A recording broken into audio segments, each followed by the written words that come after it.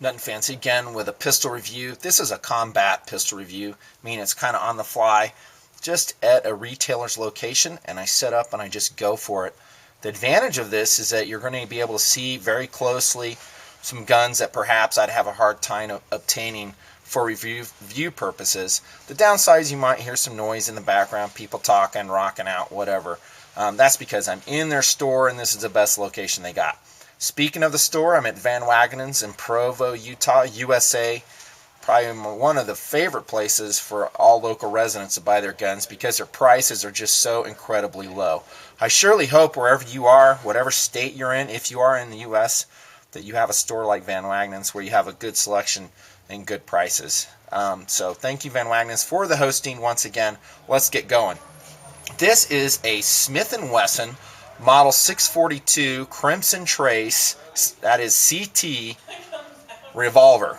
And you may have thought by looking at all my other reviews and the ones you'll see in the future that I'm pretty much a semi-automatic fan. And if you were to think that, you're right, I am.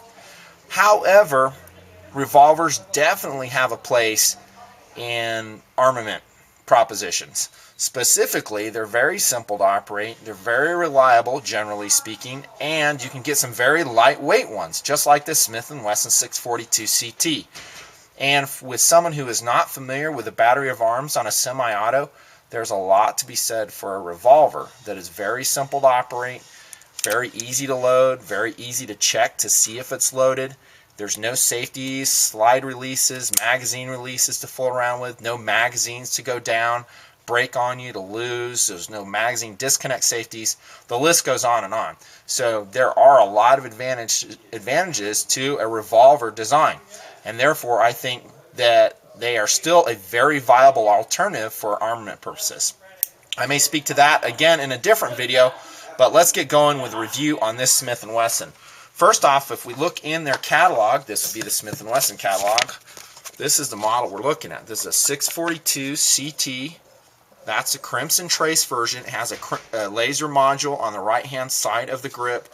Very comfortable grip and made out of santoprene, if I'm not mistaken, which is kind of a rubberish feeling vinyl thing. It's not total rubber. Rubber for a lack of a better term. If you look at the specifications on here, it's going to weigh out at about 15.3 ounces. So if we look at size and weight, let's start there. That's pretty darn lightweight. In fact, it's going to be lighter than a lot of other revolvers out there, on par with a Car PM series semi-auto, and that's outstanding. Now, the size of a revolver will always be, and I'll always criticize this, and that's because we have a cylinder to conceal, so it's generally going to be wider than most semi-automatic pistols we'd be carrying, because this is a wide dimension, and it's just going to be harder to conceal. Like if it's in your waistband, your waistband, or maybe in a belly band, if you're a concealed carry permit holder or a police officer. Using this as a backup gun. So that's a downside to it, but that goes with all revolvers. You just have a cylinder that you have to cope with. The overall size, however, is very decent. Again, I have kind of large size hands, and this feels very good in hand. And again, those grips, the Crimson Trace grips, are very comfortable. They're combat tapered. By the way, there's your actuation button for the laser. As I come around and grasp it right here, you can see that indeed the laser actuates automatically. Now, a lot can be said about lasers. I may make a philosophy video on them down the road, but I think for a home defense gun or for a defensive gun of any type where the gun's going to be carried a lot and shot little, I think they are useful because they have a psychological advantage for the bad guy. If you place a laser on someone's chest, they see it, they might think twice about mugging you, raping you, or whatever the case may be. So in that context, I think lasers are fine. If you are a SWAT officer, military member, SEAL team member, lasers maybe not be so good because you can be trace your location be given away by that nice red dot there. So let's talk about the overall fit and finish of the Smith & Wesson. I really don't have to say much. Smith & Wesson has been making revolvers since the 1800s, and how you doing? They just know how to do it. And I have examined some Taurus versions that are also along the airweight line, which is this term. This Model 642 is called an airweight version. And one thing I really like about this Smith and Wesson versus the Taurus, at least some of the other ones I've examined, is they use a 100% stainless steel barrel. Now, some other airweight versions will use an exterior of titanium with a steel liner inside and to save weight, but I much prefer this method that Smith and Wesson uses, and that is it's 100% stainless steel. And we're not going to gain too much weight by it, and I think we're going to gain a lot in durability and also heating factor. As I shoot this, maybe I have to dump a couple cylinders of ammo through it.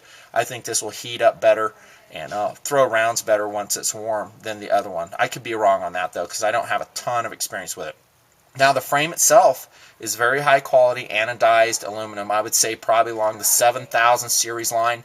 That's a very hard aluminum, and I think it will withstand firing just fine.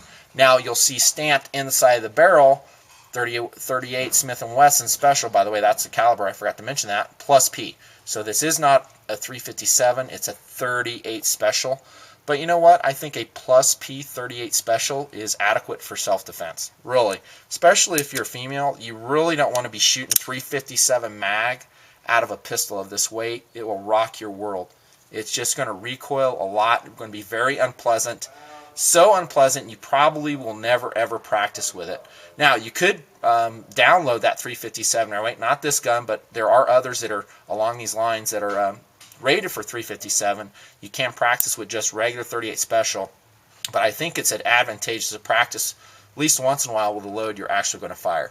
So again, my point being is I don't think a plus P 38 Special is underarmed. Again, all pistol calibers are just underpowered, and you just need to make your shots count. You need to connect with what you're shooting at, especially in a vital area.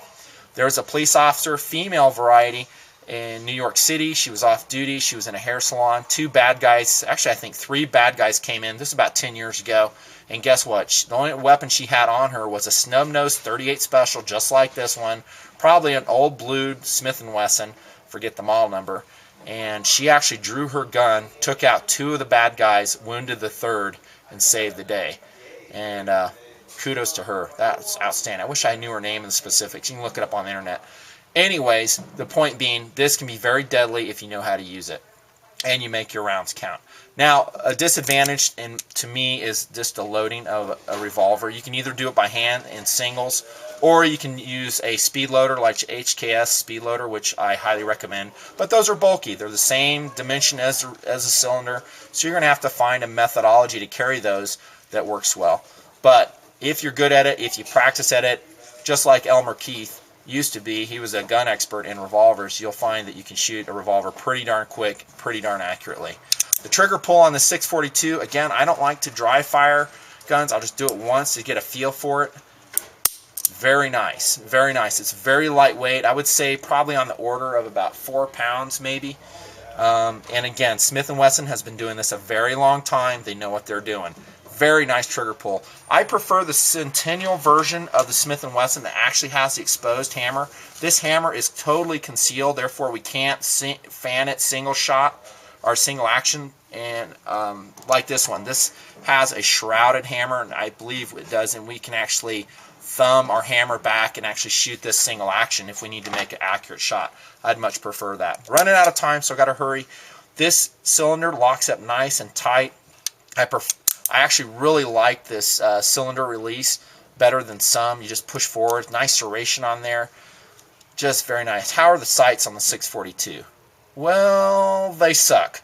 This is actually more of a belly gun, maybe 15 yards or less, and I do not like the sights. All you have is a milled-in groove in the back here and a non-contrasting stainless steel blade right here, and they suck.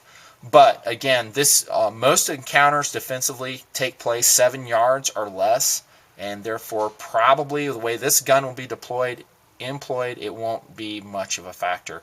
Crimson Trace laser option, again, I love that. I think it's great for just a few dollars more. You're going to get maybe a little bit more of an intimidation factor. Van Wagenen's today is selling this for around $550. That's still kind of expensive, but it's an extremely high quality, reliable, suitably accurate revolver. And if you can beat that price, good luck.